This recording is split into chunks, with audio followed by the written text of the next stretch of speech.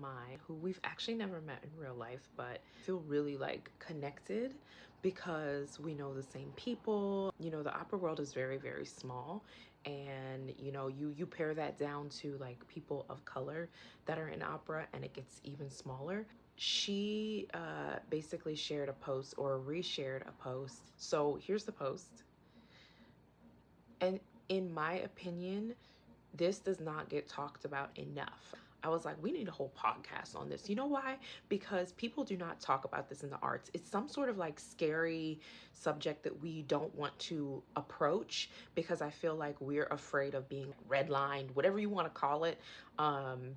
We're afraid, and it's not because like we're actually afraid. It's more so like the ramifications of exposing our industry, because like these are the constructs that have upheld the industry for years and years and years.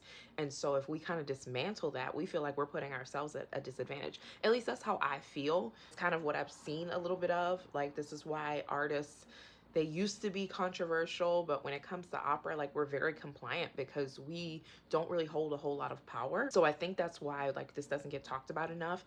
But most people like will ask me like, why aren't you singing? Why aren't you singing? I will tell you why I'm not singing. It is expensive to sing. Singing is not cheap in opera. Like, there is no way around me somehow like bypassing the fact that this industry is so built on funding and pre-funding. So like before I even get to an audition, I have to spend money. Before I even get to open my mouth, I've had to have spent probably thousands of dollars just to do that.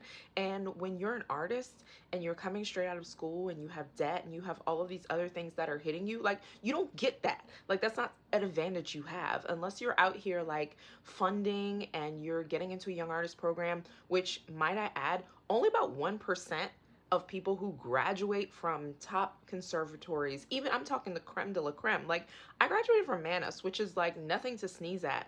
And when I was there, I was pretty well connected. So it's just this idea that like you can fall out of that favor and out of those graces very easily when you don't have a team or you don't have a support system or money to continue funding the dream.